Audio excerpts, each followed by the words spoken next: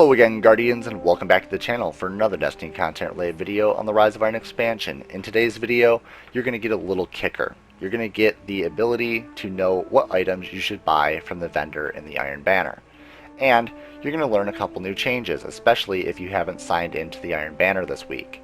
Now, if you sign into Destiny for the first time this week, you'll notice that you have to go to Felwinter's Peak. That is where the Iron Banner will be hosted from now on.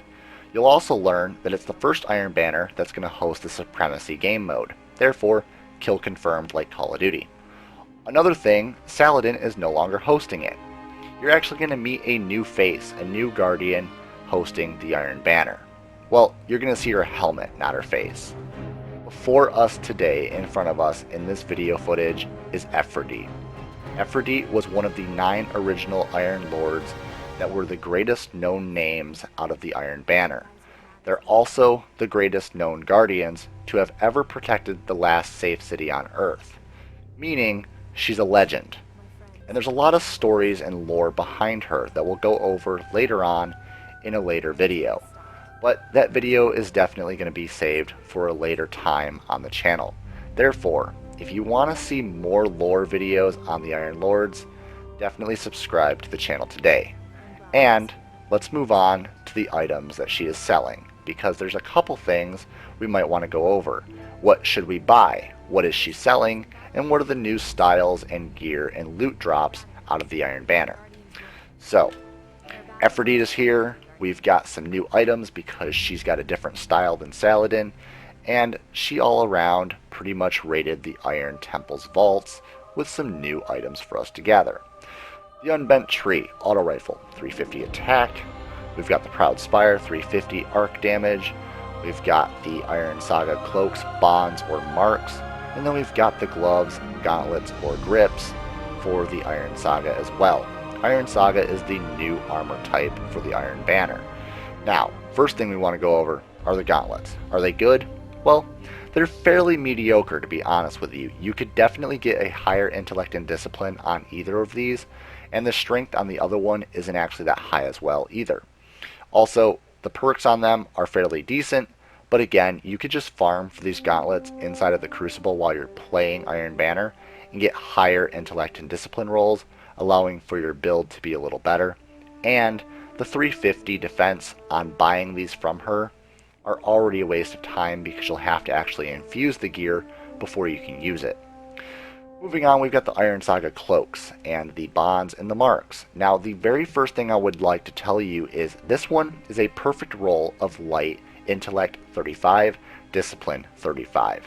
That is the maxed out roll. That is actually a 100% cloak, bond, or mark, meaning it's a tier 12 build. So I would actually recommend buying this one over this one.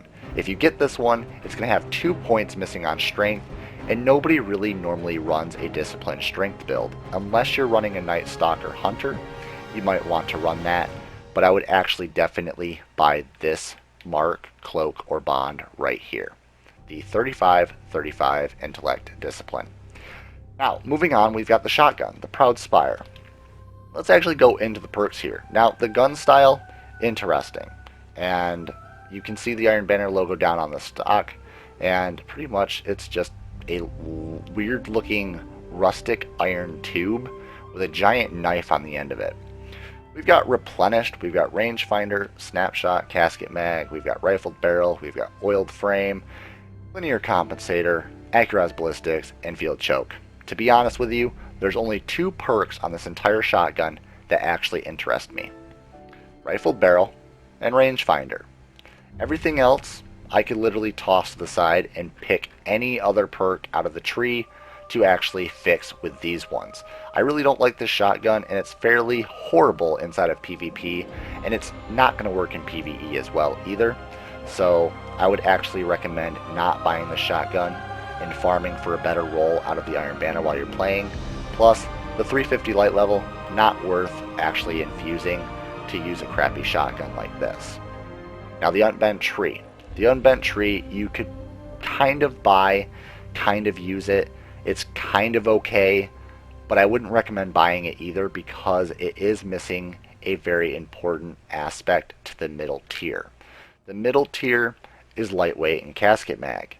You don't really need casket mag because you're going to lower the stability way too low for this auto rifle, and the magazine size is already high enough with 57. Then we've got lightweight. You don't really need to add character agility because you can do that out of your actual class setup and out of your armor, and actually out of just creating your character's class. Sometimes you don't really need lightweight inside of PvP. We've got hidden hand, which is actually fairly decent, but I would actually like this last column to have glass half full. You can get glass half full out of the iron banner, so I would actually recommend farming for that role instead.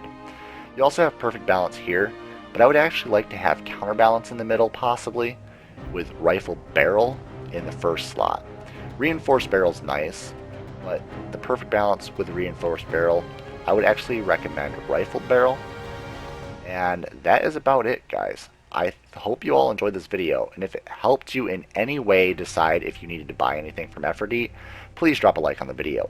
Also, comment down below any other ideas for lore videos. I will be doing my next lore video on the channel of Efrideet herself, allowing you guys to learn a lot more about her background story, where she came from, where she went for several hundred years, and why Saladin hasn't seen her for several hundred years, and also about how she came back and how she knew to come back to the Iron Temple to see what Saladin was up to.